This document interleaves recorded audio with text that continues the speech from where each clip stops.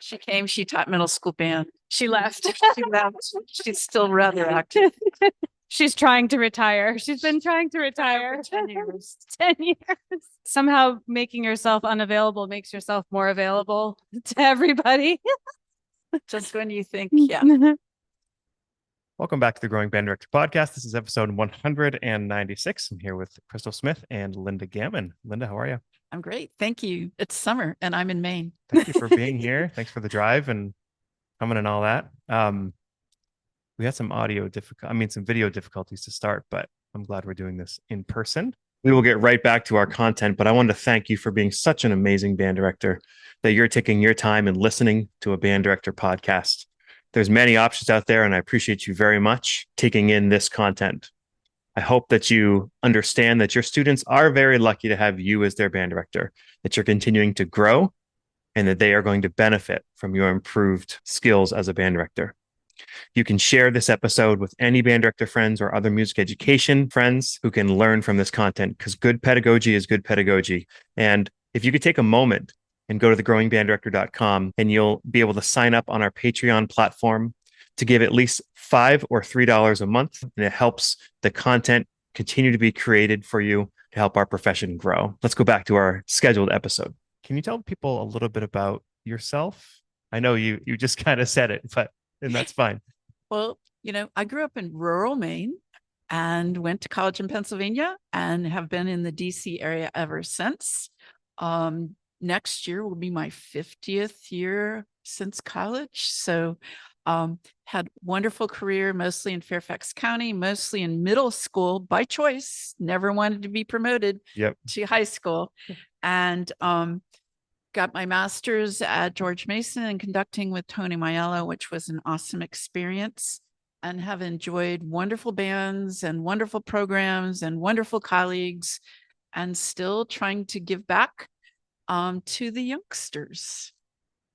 I love it. And so Crystal, tell us the story. This is great. About how we first got connected with Linda. This is great. Well, some people say, or they ask, oh, you're from Maine? Do you know so-and-so? And usually it's like, no, like there are some people in Maine that live 7.5 hours from me. Of course, I don't know everybody in Maine, but it was a trip down south to see a Red Sox game. And I was with my sister and my sister's friends from work. And we, of course, we started to talk about work, and her friend Elise was sitting right next to her. And she was like, well, what do you do, Crystal? I was like, well, I'm a middle school band director. She's like, no kidding. My aunt's a middle school band director in Virginia. And I was like, oh, cool. They have the same career. I didn't really think much of it. She's like, actually, her name is on one of those book things that you guys use like in school. And I was like, a method book? And she's like, yeah. And there's like other composers involved in this book. And I was like, this is okay. Who is your aunt? And she says, my aunt's Linda Gammon, Band Expressions. You worked on this method book with some big names. And even if I didn't know your name, I probably knew somebody else's name on that book. And I was like, I can't believe this. I have to go and actually visit your aunt someday. I don't know how we're going to work this out, but I want to watch her teach. And she was like, oh, that would be so cool. I'll give you her number and we'll like partner you guys up. I think it was probably, I don't know, our daughter might have been like 1.5 years at that point or something like that. And so thinking about going away at that point was really hard. But the following February vacation, we were able to go and watch Linda teach. And I think personally, it was a career changing moment for Kyle and I, because what we watched you do with the band that day blew my mind. Things that I had not seen or heard in person were happening in front of my very eyes, and I was blown away. It was really cool. And we'll get to that. Yeah, we'll definitely get to that, like what that was all about. My mom said that she met you and she goes, I thought you were just a regular band director, but I guess you're pretty well known. It was really amazing. So writing Band Expressions was awesome experience. It was 5 years of my life, and we wrote once a month, either in Houston, Florida, DC, or Atlanta. So, and just, I'm just going to ask you to get a little Yeah. closer to the mic. When you Okay. turn side to side, we're Okay. kind of losing you. So writing it was a great experience. It really made me stop to think about how I taught and what I was teaching and why I was doing it and how I could do it better.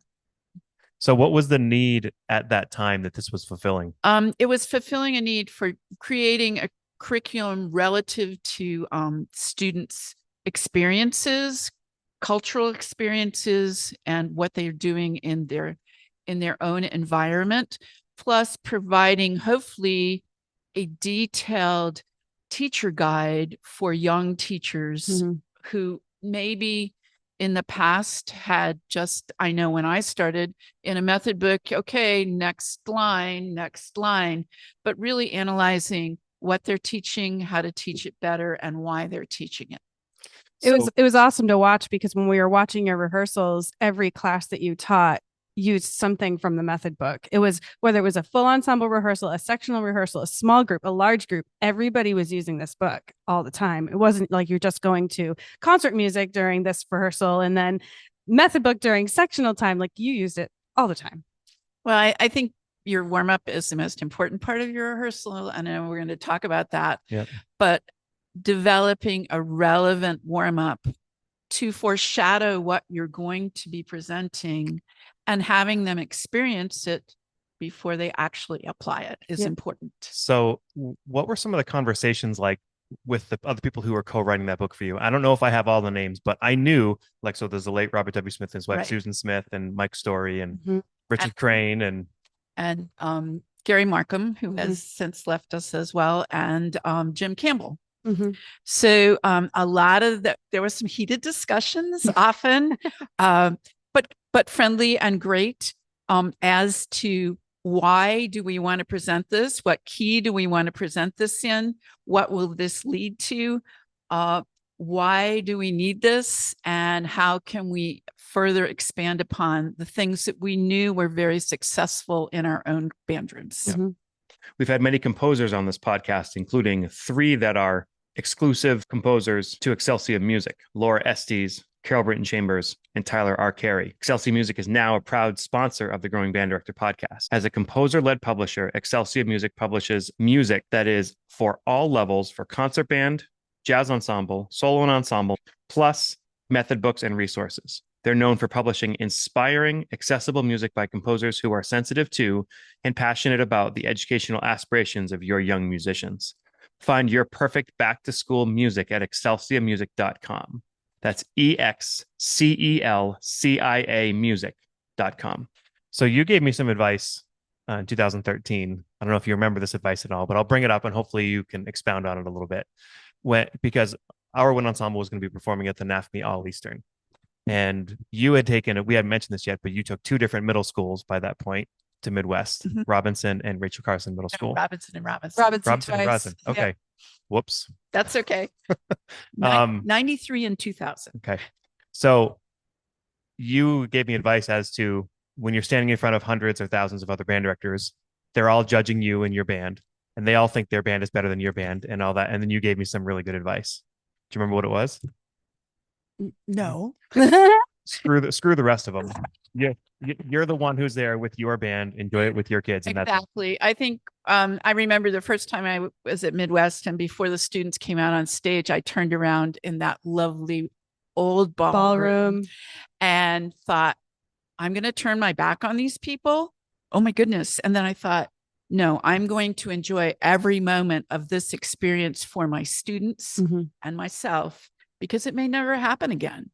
But you have to know that.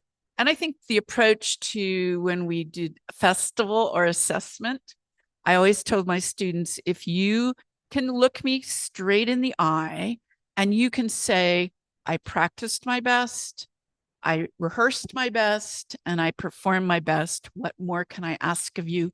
And it doesn't matter what other people think. Absolutely. I love that. Because that's really like what will drive your rehearsal time too with them. You're able to hold them accountable. Every single rehearsal, was this your best rehearsal? So that when I tell you, or when I ask you, when you get up on that stage and you're playing, was that your best? that you prepared for all along. And oftentimes after an assessment or festival, we would come back and make 2 lists. Have I heard this before? Or shall I put this on my we need to improve this, or this is something new. And most of the time they would say, you're right, we've heard it before. So I think just having them be able to self-evaluate and feel good. I never talked about grade levels. I never spent much time talking about what the final evaluation would be. And in fact, to the point where one student said, superior, is that good? That's awesome. Do your best always. All of us. Yeah. And I found that, I don't know, we could disagree on this. I don't know. But to me, we've done all the work of preparing for a concert and you're literally on concert day and they're going onto the stage, I try to get the students to enjoy the performance and the moment as much as possible. And it's not that they don't think about the details and the work they've put in, but like enjoy making that music together, because you can create some really special moments that way. But if the kids are really tight and really focused on all the little details, they won't be as expressive and all that. I agree. I always try to be upbeat and kind of funny in the warm-up room. Although they know that the warm-up their performance starts when they step out of their car and it ends when they step back in their car or on the bus. But I try to create a positive feeling during that warm-up time, even though that's probably not what's going on inside me. Another plug for not over programming, because you want kids to be in the moment and not chasing notes and having to think about all of the notes and rhythms that they're playing. How boring is that? Like, why do we want to just create music that has the correct notes and rhythms? It's like being on a treadmill and just having to keep up with the notes and the rhythms. It's just not fun. And it's not going to create a good performance experience for them. They're not going to be able to listen past themselves. Exactly. And I always keep that in mind when I'm guest conducting. I want the program to be accessible enough that we can be expressive in the short amount of time that we have, not chasing notes. And oftentimes when I submit a program, people will say, well, that might not be hard enough. And I'll say, could you send me a recording of last year so I can evaluate? I think that, and then just having them smile and feel relaxed and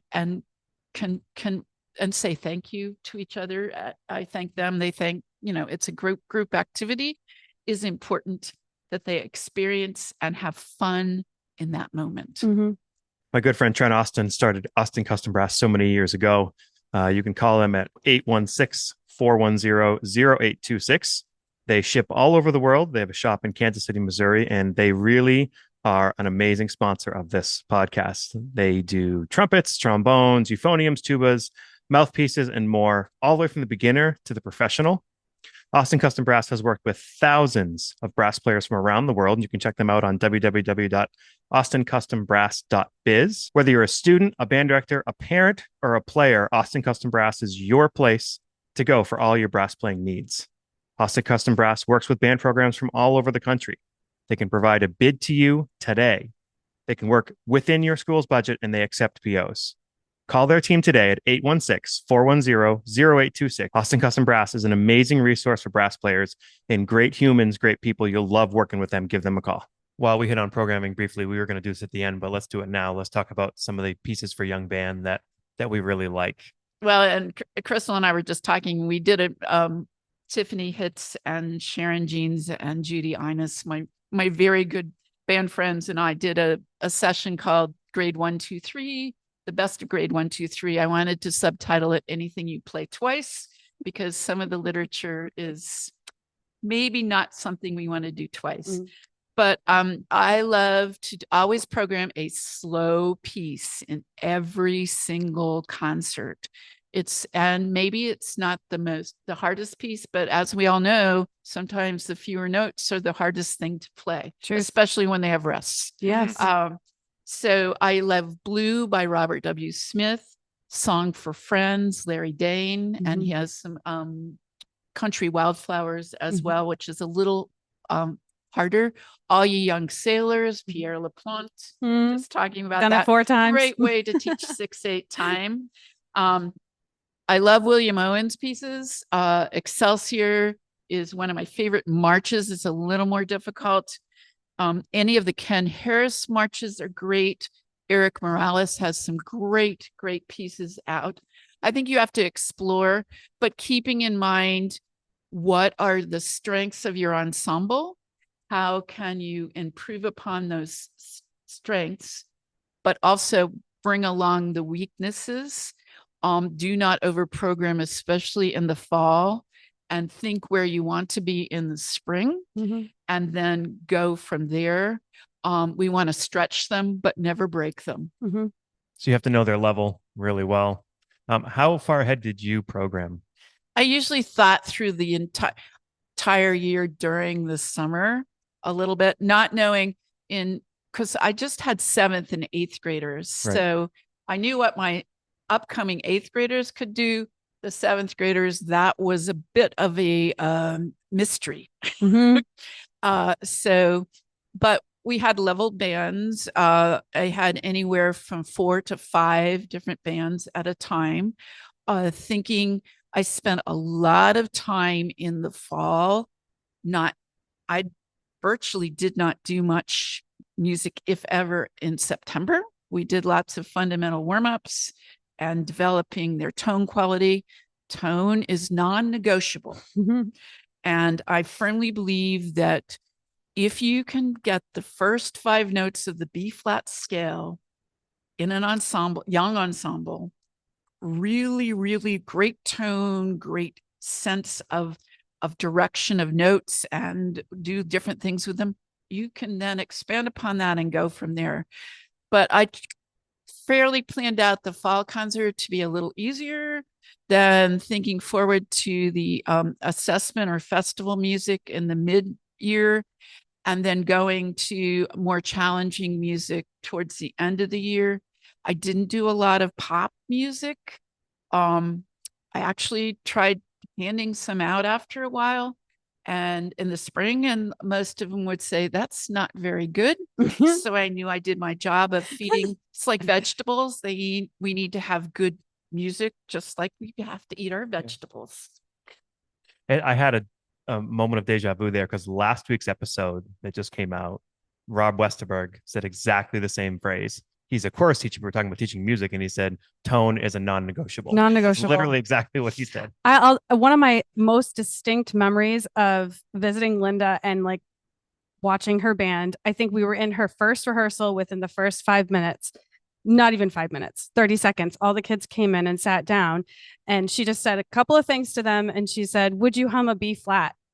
And all of a sudden, all of them hummed B flat. And I'm looking around, and I'm like, is there some like inner ear cue that she's like, how? And I've mentioned this in other podcasts before. Your students memorized B flat, but then they were humming around the circle. Like it was mind blowing. And then I immediately stole that the very next week. And I went home, and I was just so amazed how thoughtful they became about their tone when they could hum that B flat. It was like now a part of them. It was like, this is my B flat, and I'm going to play this concert B flat. And that was like a game changer. I was so amazed by that. And I've mentioned it in several podcasts because I feel like more people need to do it. I think the singing element is so important, getting them to think it. And as Richard Crane would say, feel it before you play it. It really improves. And keeping the back of the TOE. Okay. Keeping the back of the throat open. Okay. And even air, and good where you're placing your tongue, you're thinking. So that's really, really important. And having them think about a vertical sound versus a horizontal sound. Because a lot of people do. I think a lot of people don't know what, and you have to know what you want to hear. A lot of people can't describe, do not know what they want to hear. So you just say, no, do it again, try again, take in lots of air, open up, and then really think about what you're sounding like from the start. Tone is from the start. Did you always listen to something for like constantly reminding you for a reference? Because I know as middle school teachers, it's so quickly lost on us unless we're listening to something that we're like, this is what we want to sound like. I think probably the first 5 10 years, I kind of wandered all around with Yeah. different things. Then I took a week-long class with Ed Lisk of the alternative rehearsal techniques, and that was life-changing for me. Mhm. It really made me think about he has a whole diagram. You can do different chords, you can do the circle. It really made me think about tone. Mhm. And you know what? They played better in tune Sure did. because Shocking. you can't tune bad tone. It's true. It So- changed everything about how I tuned a band, just getting them to focus more on their tone. Because And you use the phrase in tone as well as in tune. Right. Yeah. And right. we were 5 years into Westbrook at that point. So we were doing a lot of like playing around and trying to figure out what we were going to do and how things were going to move. And, it was like, I couldn't quite put my hand on what thing I was going to do with my band to improve their tone. And then I watched you teach, and that was it. It was awesome. So when you mentioned, for people who heard about your kids memorizing B flat, I know you told us back in the day it wasn't as hard as that sounds. So what would you give advice people to do so that? starting wise, I would play a B flat reference pitch for them, or have them play a reference pitch, then have them hum it. And then we would sing the first 5 notes and then actually add the 7th often, and then sing around, and then have them once we've done the reference and we've done some singing, then just start experiment. Try to hum a B flat, just see. And there's usually 1 or 2 people in your class who have close to or perfect pitch. Yep. Who can They'll get it lead quicker. them. Mhm. And by having them hum first, it's non-threatening to the non-singers. Right. And then having them open up into an O so they can actually feel it. And then go to 1, 2, 3, 4, 5. And then eventually with my advanced students, I would start on concert F and go around. But even my youth ensemble, who I saw once a week, we could do concert B flat, concert E flat, concert A flat, hum it. And we didn't often, with that short of rehearsal, get around to what I call the dark side of the scale, where the sharps occur. So, but it's a process, and it's surprising that how much better they play. It was amazing to me the effect that had on kids self-correcting as well, because that is obviously something in middle school we tell kids, you're in the key of concert A flat, they're going to miss D flat all the time. And just the awareness of, okay, look at the key signature. If they miss D flat and they're used to singing, they're going to be more apt to correct it themselves. Not everybody. You're never going to get everybody, but it's going to be a higher percentage of kids that will start to self-correct as soon as you're doing Linda's that. kids missed it. I mean, our kids missed it. That's right. I've later, very late in my career, I started asking, when I gave a skill, what are the critical notes? Yes. What do you need to think of? And I called them problem notes after that. Problem notes, right. And I conduct the A flat scale like 2, 3. Yeah, 2 and 3 out. Because I often told students I was going to be buried like this, which isn't a conducting cue, by the way, but it is in middle school. Yes, it is. Sure is. I also remember we were talking before one of your classes came in. I think a class had left, and you asked them to put their stands all the way down and flat to the front, or flat to the curve, right? Yep. And then as they left, and then before the class came in, you made sure that they were also that way when they came in. And I remember thinking, well, that's kind of a detail that I've never really thought about, right? But I've since completely understood why you do it, and why was that important to you? It's important that if they walk into a room that is organized and they follow procedures, every agenda's on the board, stands are at the right angle, and trash is picked up, then it's a safe environment for them to work in. And you certainly had no time to be flipping all the stands and straightening them all out, because you were up at the board changing the agenda for the next class coming in. So the students did it. Right, because that was before really smart boards had taken place. But I think your percussion section the same way. I had color-coded sticks for each class, or I know Tiffany has diagrams up for putting it away. They need to put things away just like the instrumentalists do and follow that procedure.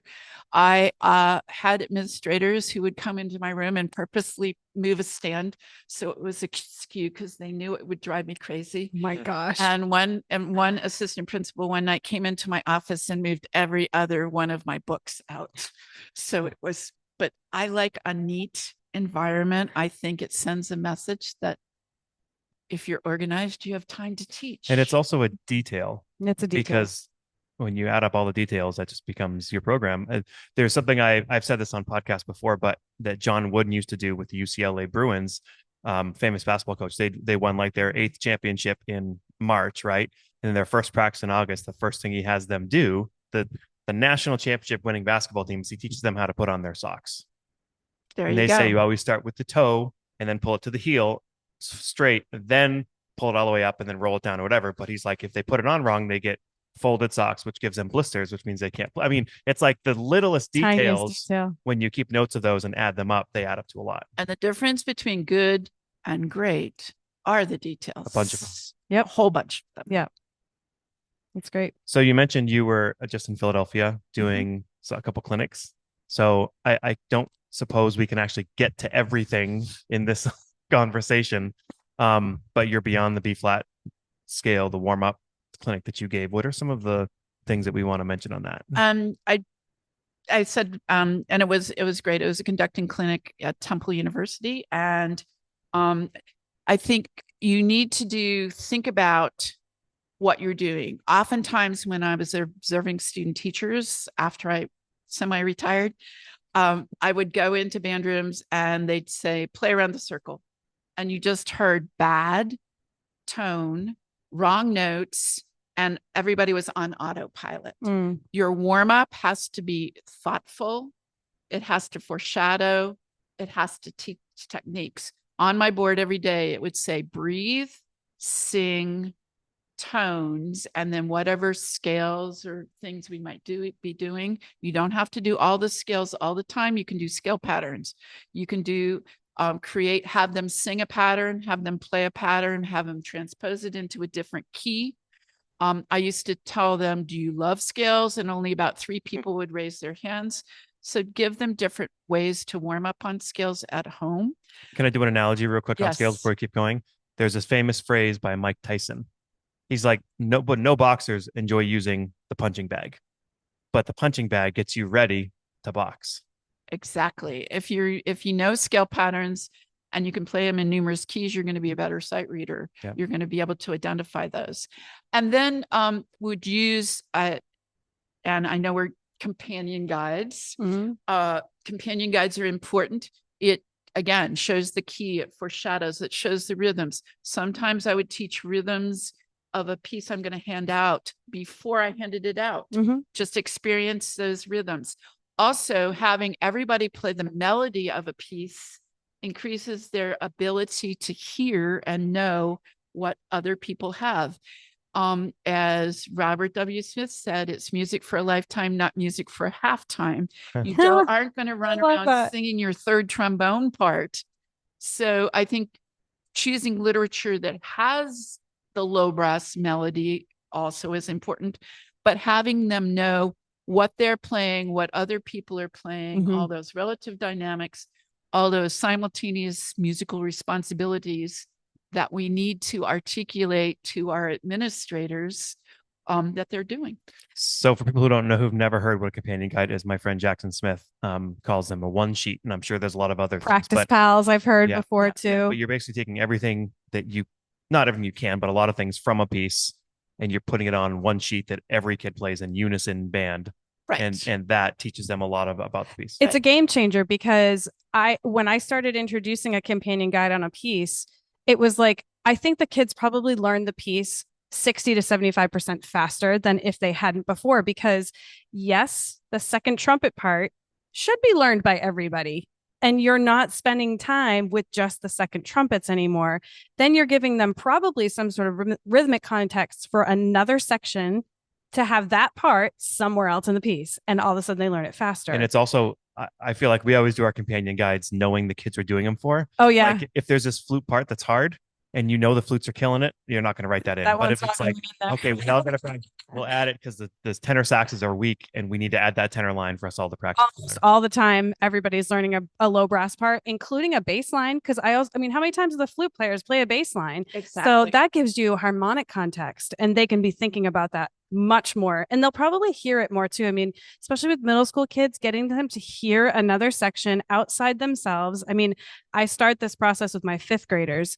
Listen to somebody else other than yourself. Well, if they've got the companion guide and they're working on their part, they're going to be listening for it when they're playing much quicker than if they hadn't learned the part at all. Exactly. And they're invaluable. I just wish I know that I did teach a band director class in Fairfax late in my career, and I made everybody do a companion guide, and then we shared them all. I wish we could.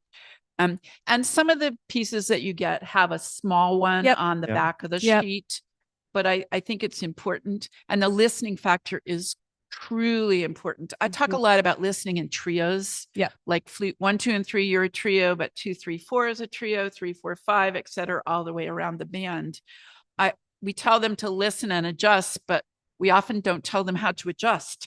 So sure. I think that's key as well. I think we use a lot of these words just very, I mean, I was talking about key signature earlier, but you throw it out there and you think that they have the context for what you're saying, and they're too young. Like, they don't. We have the context, but we have to actually give them a pathway to get it. So listen to your neighbor. Can you tell what your neighbor is playing? Can you hear them playing while you're playing? Like, really specific has been a big game changer for us. I think they like the sit anywhere you want in the ensemble every once in a while, but then they want to do it all the time. But I think that's important so that they can hear what somebody else is doing as well. It's a great, or lows to the front, flutes in the back, anything to change it up, give them a little more ownership. Because they become better learners at that point. I only played the trumpet because I wanted to be in the back, so don't put me in the front. Causing trouble. Whenever I go back in the percussion section, I want to misbehave. Totally. There's a lot of people who've sent me some companion guides too, and I've shared with other people. So if people have any they want to send me, or if they want to see the folder of ones that we have, just contact me and I can send those. That's awesome. It would be a great resource for people to have. I mean, we've made so many of them, and I've had a few of my friends use Practice Pals. They're a little bit shorter, but I've used some from friends. I've presented at other clinics about companion guides and shared the ones that I had and then got ones back. So it would be so great for us to have like a central resource for those. I mean, it would really help me to do it. It would encourage me to do a piece of music that I've never done with a group if it's coming with a companion guide. Exactly. I wanted to mention your Friday pump up music. Because that's one of the things I remembered is that when the kids came into the band room after school, you had some sort of like music that was going to make them. It was upbeat. Fortunately, at Carson, it was great because the band room was literally in the front of the school by the buses. So they had to come through, and in the morning they could come through, drop off their instrument, go to class, and on the way back out through the band room. But yeah, some upbeat music. Often the whole department was out there saying, have a great weekend. So can't wait to see you next week. Just something upbeat and fun, as well as I think playing music when they enter, playing something that's another part of the warm up and foreshadowing. And we are so fortunate now. When I first started teaching, you couldn't find a recording of a middle school, anything. So yeah, just giving them something and fun and upbeat, and we'll see you next week. And both my friends, Laurel and Tiffany, have been known to look in the instrument room on Friday and drive instruments to their houses and knock on the door and say they forgot something. So I remember we were there with you when they were walking through the storage room, and I forget how many kids you had in total in band at that point. I think it was close to 300. Yeah. And there was a flute left afterward. It was wild. But some students in that school particularly had one at home and one there. Because they were spoiled a little bit. You had another clinic that you mentioned that you presented as well, developing critical listening, developing the critical listener and thinker in the band room. So this is one of my later clinics, and it's all about, and as we all know, we haven't really changed what we teach throughout the years, but we've changed how we labeled it for our administrators. So the beginning of the clinic talks about the Marzano theory and how it relates to music and how you can explain it to an administrator. But then later on, it's talking about, I talk a lot about, do not always tell them everything. And get off the podium and go to them, ask them, what did you hear? How can we improve this? And talk to them in the vocabulary that all the music vocabulary. I'm huge on having them be able to identify all the, define everything that we use in our music. In fact, to the point where one time I had to take a band early and sit for like 2 hours before we perform because of the bus schedules. So I gave them adjudication sheets. Nice. And I let them be the adjudicators for the bands that were playing, that they were listening to. They were tougher than I was.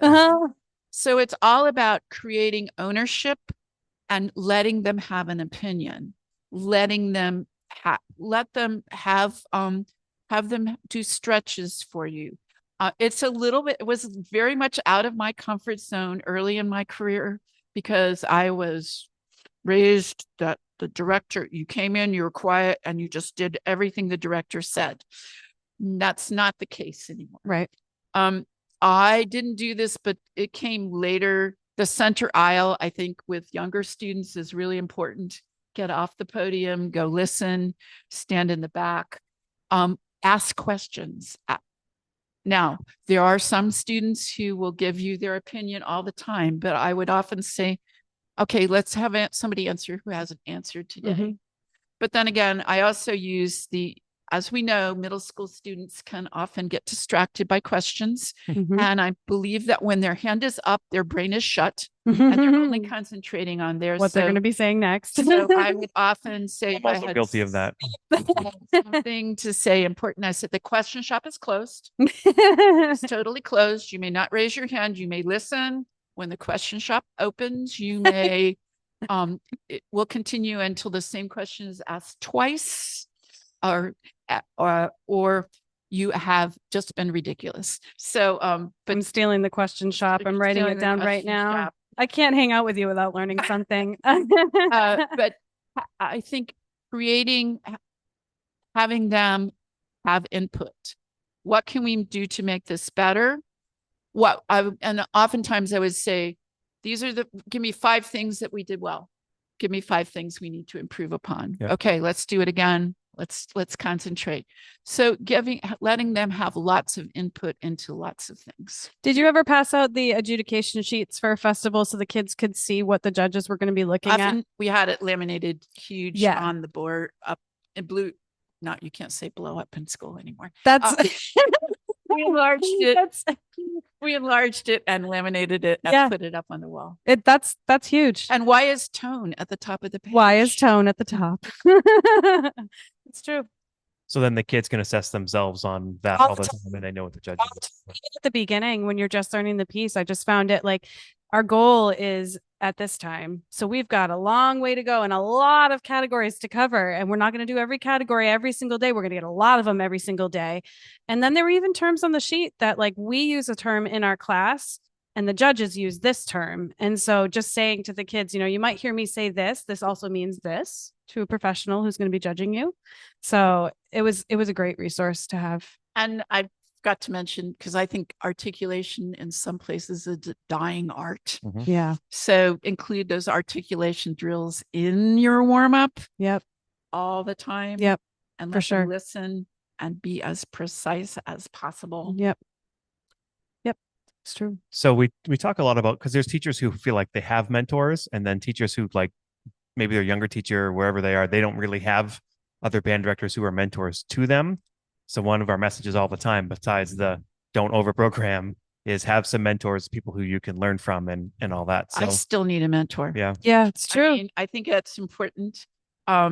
I think you have to Tiffany calls them, you have to find your people. You got to find your people is Yeah. exactly right. I think that you just don't be afraid to listen to what they have to say and try it. If it works, great. That's like going to a clinic. I'm always, and never stop learning. Never. If you're not learning, your students aren't going to think so you have to learn every day. Yep. I went to an all-state clinic a couple of years ago, was watching the band warm up and was taking notes. And somebody said, "What are you doing? You're retired." I said, "Well, I'm not dead." I still want to learn, but having a mentor is important, and surrounding yourself. And I always told student teachers, I can be your mentor or tormentor. It's totally up to you. Do your paperwork and answer your emails. But yeah, that's so important. And don't believe your resume. Mm-hmm. It's just, you've been there, done that. Now do something else. Mm-hmm. I think that's key. Mm-hmm. Love that. I love that too. I mean, I could talk to her all day, so we don't have all day. Well, Linda, thanks for being here. Appreciate the time away from the lake in Maine. So, but you get to go to Costco afterwards, so that's a good thing. If people want to reach out to you for advice, how would they do that? I'll give you my email. Beautiful. So it's LJGAM as in Mary 13 at verizon.net is probably the best way. And if people are driving and miss that, they can reach out to me and I'll get them. Exactly. Sure. Exactly. So I'm happy to share anything. It was fun last week in Philadelphia because not only did I get to do my 2 clinics, but I had office hours.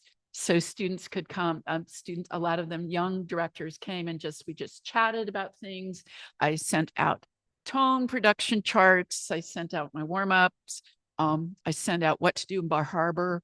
No, that's great. Oh yeah, Linda's a great cook. So I've definitely taken some recipes from her. Yeah, Miss Crystal. So, yes.